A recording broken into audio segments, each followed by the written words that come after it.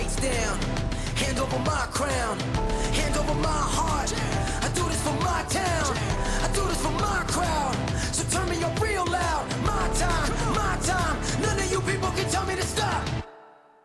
Hello everybody, welcome to this week's episode of MGR Unplugged. David, how are you today? Doing good. How are you? All right, great.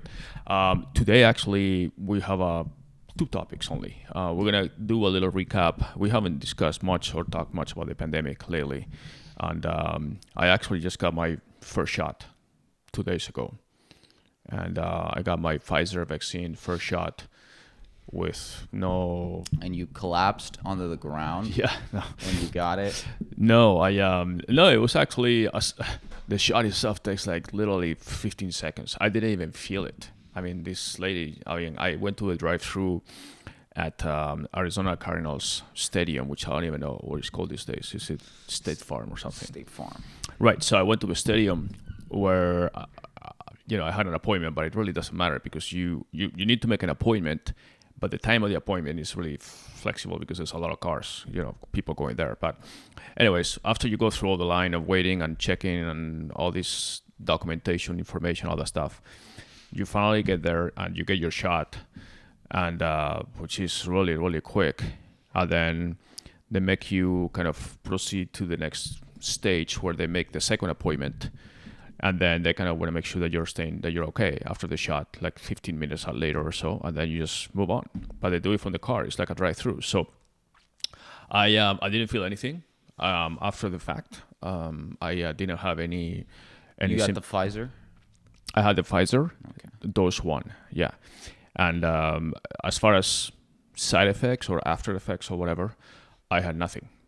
In fact, right after that, I went to lunch with a friend, and then I just went out with my normal day. So what I did have is the day at night, my shoulder felt like a bruise, like when you get another vaccine. I mean, you feel this kind of sensitive, bruised area there. Not visually, you don't see anything, but it feels like somebody punched you on your shoulder, Other than that, I mean, that lasted like maybe overnight and then a little bit the day after, but it's gone. But as far as any effects or anything, nothing. I mean, it was pretty smooth. So, which is good. But the reason why we're talking this today is because today actually is March 11th. And for those who don't remember, March 11th is when the WHO, your favorite organization in the world, declared a pandemic. After 2 months of giving warnings on no worry, no mask, this mask, whatever, they finally declared a pandemic. So today is the 1-year anniversary, and so I want to recap a little bit of where we are in the U.S. and what we learned and all that stuff. So yeah, but it's been it almost seems like in a way it's gone pretty fast. In another way, it's kind of like it's been a drag year. But I'm kind of we had I think a podcast earlier this year where we kind of were giving our predictions on when this thing would be kind of over, and I said that by the summer. I think you said by the fall. I forgot. You were a little more pessimistic than me. No, I think I said June was when I thought. Oh, you said June? I think okay. So. All right. So I know it was going to be, I thought, by the summer. But one of the things one of my main questions now is, okay, we're seeing light at the end of the tunnel for sure, as far as vaccinations and everything else, but when do we know that this is over? I mean, at what point people, governments, etc., feel like the pandemic has come to an end or is under control? It's no longer... my concern is that if people are expecting this to be 0 cases, 0 COVID, they are basically completely out of their minds, because it's never going to be 0. It's just a matter of when do we feel that like we have this under control, just like flu, just like cold, just like any other seasonal, virus diseases, that we say, okay, yeah, we know it's going to come, we have a vaccine, and then we'll feel pretty confident going back to a normal life where we don't have to have masks and social distance, and we can have restaurants fully open and hotels fully open and all that stuff, I think June is still a pretty good prediction. I mean, it's March now, so that means basically April, May, another couple of months to do more vaccines. And I mean, once you have, how many people will we have vaccine by May, they said? Vaccinated by May? Biden actually said that there will be enough vaccines to take care of every adult American by May 31st, by the end of May. Okay. Adult American. So what he specified, I think, too, is that there will be enough vaccines available. That doesn't mean that they will be administered or given, because Yeah. there's the logistics issue of distribution, all that stuff, which there's been a few challenges. Even though I'm pretty satisfied with the U.S. I'll give you the numbers later, but I mean, it's going pretty fast. I mean, we're vaccinating up about 2 million, 2.5 million people per day, which it could be faster, I'm sure. It could be slower. Yeah, definitely. But it's a good pace, and based on my own experience trying to get, when they opened the age group that I am in, I tried to make an appointment right after, and it was impossible. It was just not available. I mean, everybody was going to get a vaccine. So then I tried again, like after, a week later, and finally went through, but it was not like people were not getting vaccinated. So what is encouraging is that a lot of people are trying to make an appointment to get their shot. So that's good. At least the initial boost. People that don't like vaccines, the anti-vaxxers and all that stuff, we'll see what happens later down the road. Like maybe there's 20% or something. But at least that is moving. So, but my point is that now it becomes a political issue, which, like some states, as we know, they're already opening, like Texas, Mississippi, Virginia. There's some states like Texas, Maryland, Mississippi, Connecticut, Arizona, our local states, West Virginia, Wyoming. They're already basically starting to lift restrictions to the point that in some states they said no masks. Right, that's what Texas did. Texas did. Texas was the first one.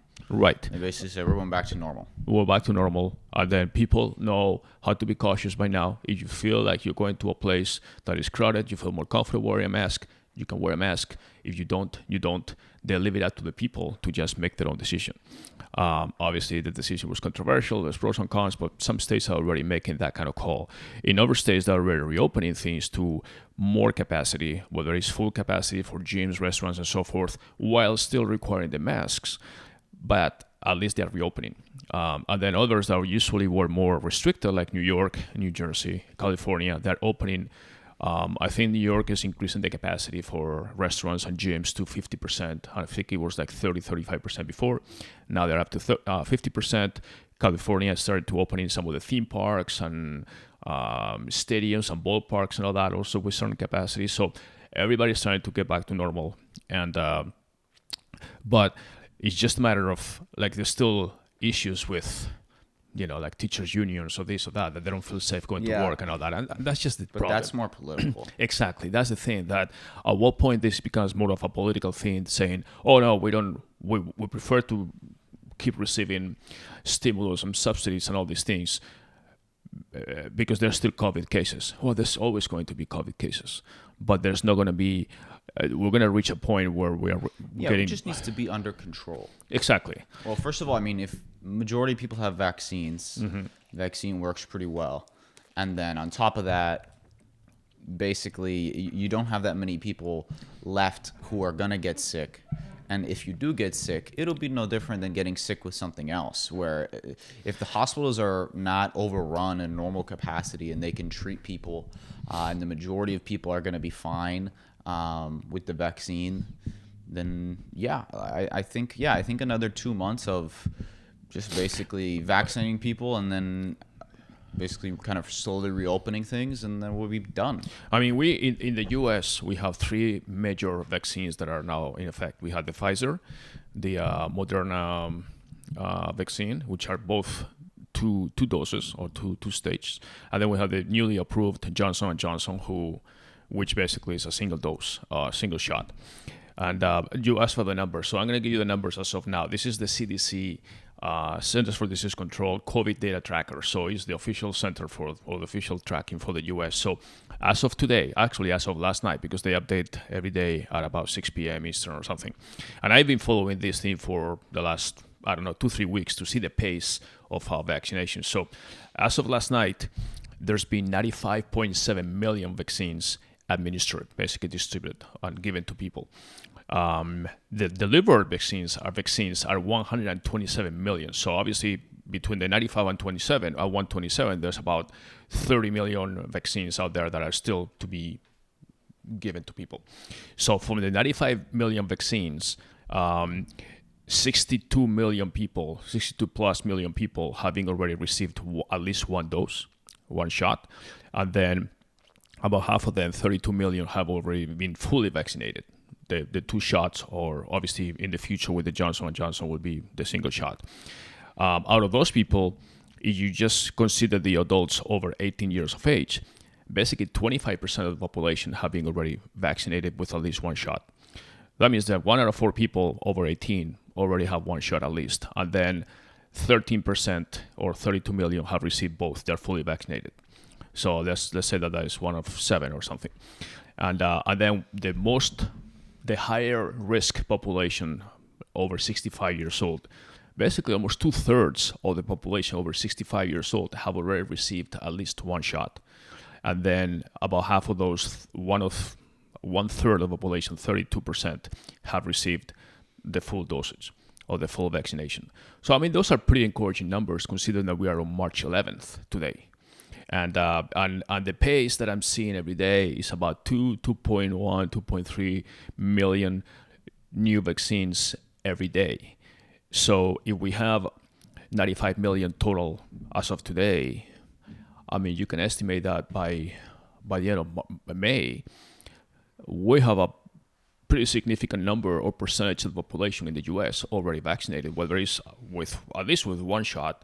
A lot of people probably with the full vaccination.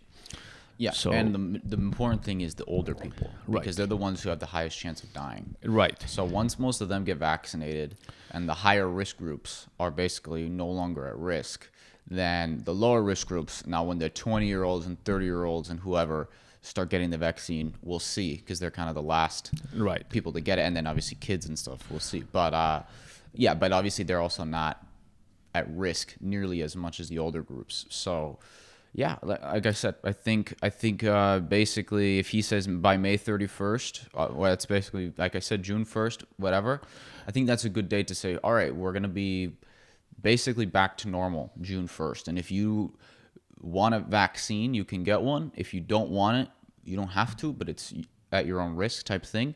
But if you're vaccinated, I mean, life is back to normal pretty much. I mean, even the CDC said that. The CDC, that was a little bit of a clarification required. The CDC actually came out about a week ago, or earlier this week, I think, that people that have been fully vaccinated, basically the 2 dosage or the 2 shots or whatever, Johnson & Johnson single one, can hang out with each other, with other people that are also fully vaccinated, like 2 weeks after your second shot, basically. They say that they can hang out with each other without keeping social distance, without masks or anything, basically back to normal. Which then they clarify, they say, well, you need to be cautious, whatever. But basically the CDC said that. And, sometimes the CDC say something and then the headlines kind of extract a snippet and then they have to come up with a clarification. So don't quote me exactly on what I'm saying now, but go ahead and look it up yourself and see what the situation is. But for what they said originally was that if you are fully vaccinated and you are hanging out with people that are also fully vaccinated, it's like that group basically can hang out with each other and they don't have a risk of giving it to each other or anything, because you will not have it, they don't have it, and it's back to normal. So at that point, you kind of reach that kind of herd immunity with everybody else. Now, there's always going to be cases, as we said. So if there's never going to be zero COVID if that's what people are expecting. But there will be COVID cases where, one, they're manageable, they're treatable, and they don't overwhelm the system. So you treat it, you take care of it, and then assuming that you're a normal, healthy person or person in normal status, you will be fine. It's not a deadly sentence or a death sentence, basically. Obviously, you have other issues, respiratory issues or anything, and you're more of at risk. Then you're at risk for everything else too, whether it's pneumonia or diabetes or whatever. So that's just a different situation. But so I think it's pretty encouraging now how things are going. So, but we just need to keep this political part now aside and say, hey, are we willing to get back to normal, or are we gonna bring all these excuses or anything? Which kind of makes me feel like the recently passed stimulus package is like, okay, well, now we're bringing all this other money with a lot of different clauses and everything, and it's like, is that really needed? I mean, the economy needs to get just reopened. I mean, rather than giving all this money to the airlines, just let people travel. Right.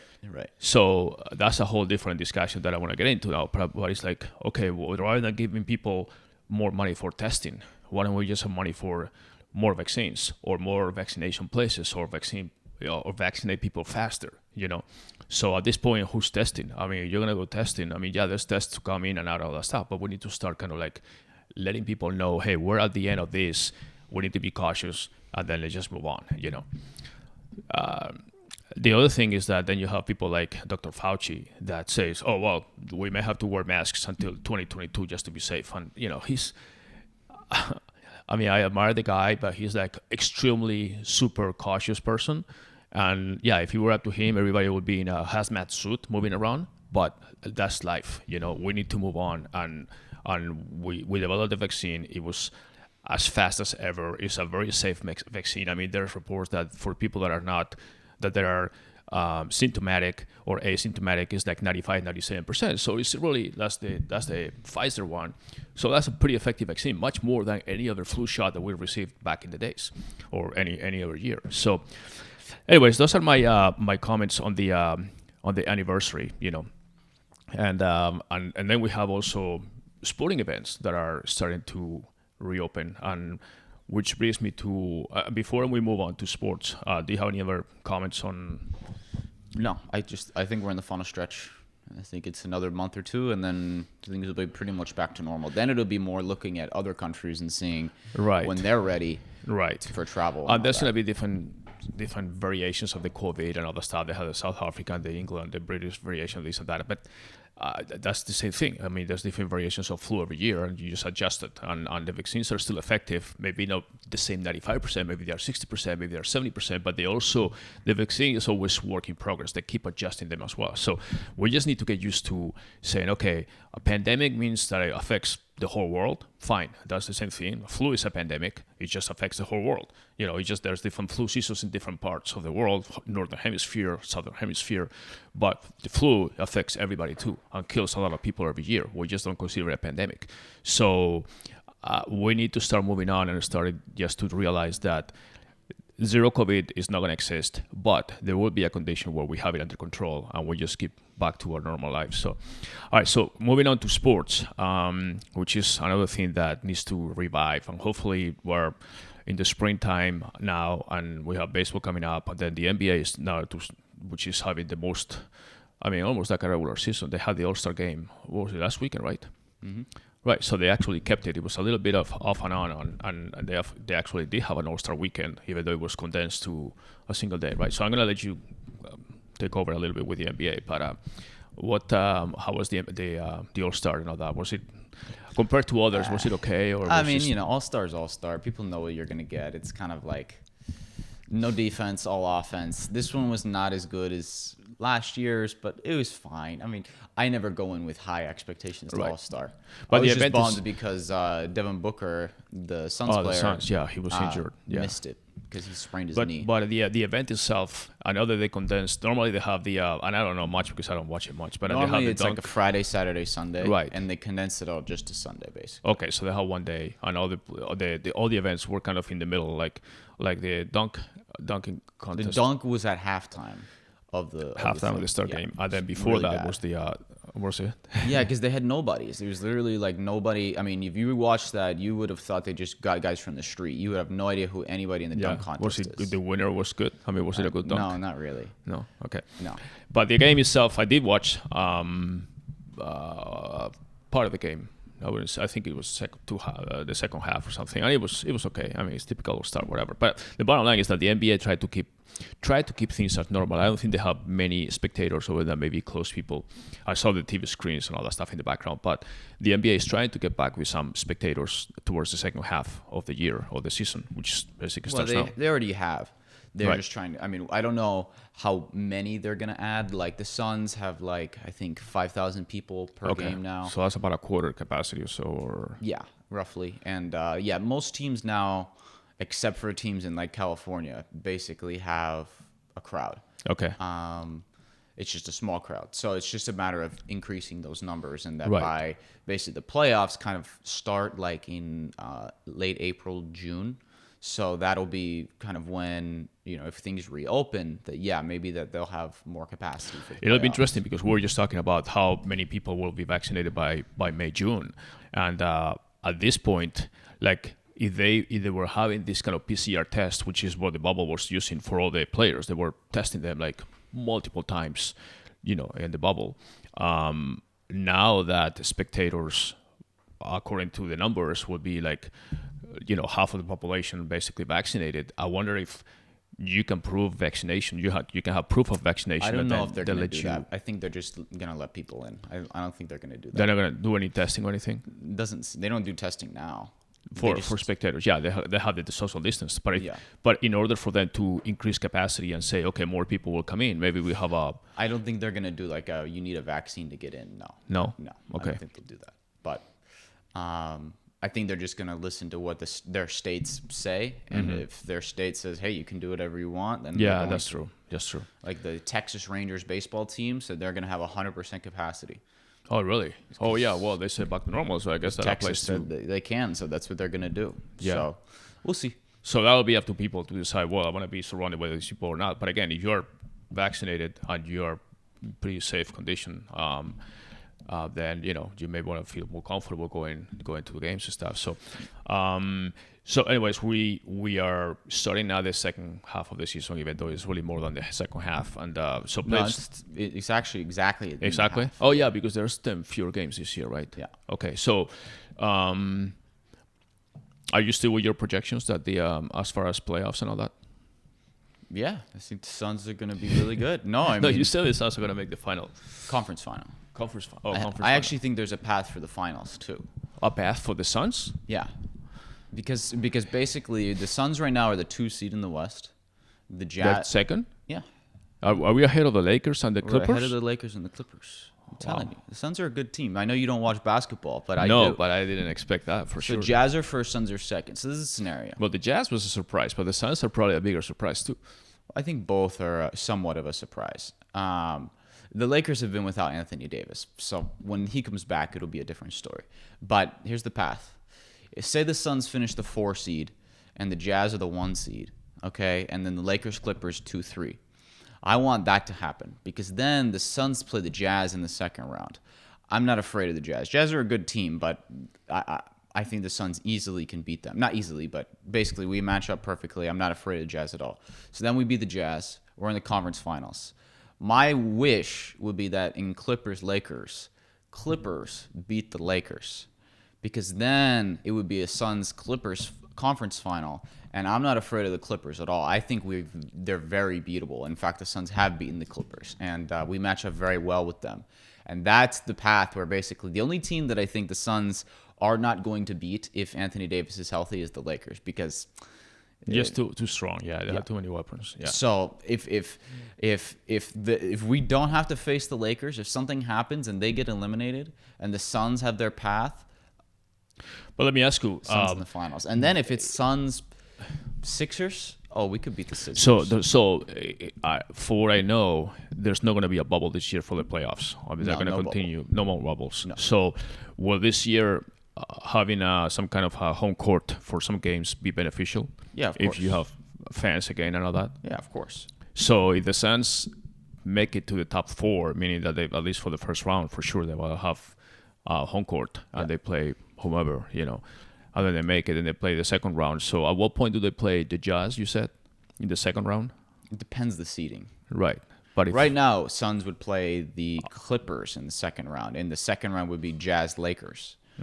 And so then that would be, I think, unless the Suns play the Lakers in the second round, I think that we are going to make it to the conference finals. So we just want the Lakers to be eliminated by somebody else so we don't have to face them.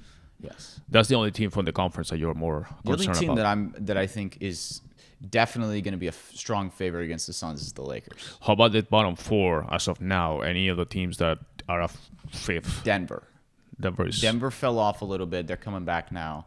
Denver is the other team. But I'm not, again, for the Suns, I'm not afraid of Denver. I mean, they're a good team, but I'm not afraid of them. So it seems like you're very convinced that the Suns can make conference finals. The Suns have won 16 of 19 games. Yeah, but don't you think? I don't know. I'm a Suns. We just beat the Lakers fair weather fan, before. I know, but don't you think that as now the season gets a little more in the final stages, that teams are going to be playing a little harder now, and maybe that exposes the weaknesses of some of the teams that are now doing well, but maybe not do so well? I don't know. the Suns now have a 600, 700 record or something. We're 24-11. Okay, so But that was after starting 8-8. We kind of had a little bumpy start. Right. We had some players missing COVID, blah, blah, blah, blah, blah. After that ended, basically, after we got 100% again, we've been 16-3. So you think the Suns will be keeping the same type of record for the second half of the season, or they will be closer to 500? No. Oh, yeah. You don't watch Suns games, dude. No, The I don't. Suns That's are what I'm asking fucking you. Good. I mean, the Suns beat, like, we actually have the best record against above 500 teams in the league. Okay. So, yes. No, I mean, I'm excited. I mean, I love to see a local team do well And because we need it. I mean, Come we've been playoff time, we have Chris Paul and Devin Booker. And Devin Booker has not been in the playoffs yet. But I'm going to tell you something right now. Devin Booker is going to be a killer in the playoffs. And Chris Paul has always been a killer in the playoffs. No, Chris Paul, I'm actually, I wasn't a big fan of his, but I do have to admit that he makes teams He's better. a winning player, man. Yeah, no, he They don't- definitely... They don't call him the point god for a reason, okay? Point guard. That's what they call him. I mean, No, he definitely. I mean, you were telling me the other day, and when he went to, when he's been moving around different teams, and he definitely makes the teams better. And I think he's not selfish at all. I mean, even when Devin Booker was out, injured or something, he was carrying the team. And he's good. I mean, obviously better than Ricky Rubio that we used to have. Ricky Rubio was okay, but it wasn't that kind of leadership that Chris Paul has. not just leadership, just skill. I mean, Chris Paul is just a better player. He's a much better shooter too, for sure. So he can get. So all right. So the West is. You give me your opinion. How about the East? The East, right now, Brooklyn looks like the favorite. I mean, Kevin Durant hasn't played in the last few weeks, and they've still just. Is he serious? What he has? No, they're just resting him. He'll be back. They were just being overly cautious. They've been killing everybody. They didn't even have KD, and when KD's playing, it's just gonna. The only two teams I think that have a chance are Philly, and maybe Milwaukee, but that's it at beating Brooklyn. But I really think it's gonna be probably Brooklyn Sixers conference final, and then I'll take Brooklyn. Okay, so Giannis' stuff is just not. He just doesn't have the help, and on Miami that last year was. They might make a run, but they're not going to beat Brooklyn. I mean, Brooklyn has fucking Kevin Durant, James Harden, you have Kyrie Irving. I mean, Kevin these guys Durant are just killing people right now. Yeah, so okay, well let's jump to the finals now. I mean, the most likely finals is probably Brooklyn versus the Lakers. It'll be fun, man. I don't know. The problem is Brooklyn doesn't have anybody to stop Anthony Davis, but you also have three killers on the other team, whereas you only have two killers. I would love to see Kyrie Irving playing against LeBron. Yeah, I mean, it's gonna be. It would be a great series. I think. Can you imagine? I mean, that's actually Kyrie Irving is LeBron when LeBron and him played together. And well, I would want to see more interesting to me is Kevin Durant, LeBron, because that's really that too. But they already had him. I mean, they already played with Golden State. But it wasn't fair because Kevin Durant was on the Warriors and LeBron was. No, by I himself. understand. I understand. But they already played each other. But if you have now Kyrie Irving, who basically left Cleveland because he said, "I want to be my own man," and then of course, bounced around. There will be all those storylines. You're right. Plus, Harden's never been to a finals either, right. And I want to see him in the finals. And all these guys are playing in a different conference now. I mean, Durant went from Western to Eastern, and so did Kyrie Irving was already there, but Harden also left from the Western Conference to the Eastern Conference. So those guys are going to be, Harden hasn't won anything yet, so he's been. Well, I think he's going to be hungry. I mean, he knows, that, hey, this is my real chance to win a championship here. I mean, he'll never get a better chance than this. So, yeah, I think Lakers-Brooklyn is the most likely final. What are the odds now? Vegas. I would give the slight edge to the Lakers right now. Really? If Anthony Davis is fully healthy. If he's not fully healthy, then no. I mean, I'm not sure what he has, but I mean, he probably will. We'll see. What about if the Suns make it to the final? Oh, well, I mean, yeah, that would be my dream. But yeah, if it's the Suns, Brooklyn, I mean, listen, we have a fighting chance. But no, I mean, if Brooklyn's 100%, I think they're going to be tough to beat. Don't we have a better record than them now? Or yeah, but they started off bad, but they're killing everybody right now. Okay. All right. Any NBA other news? Nothing special. No. Nothing.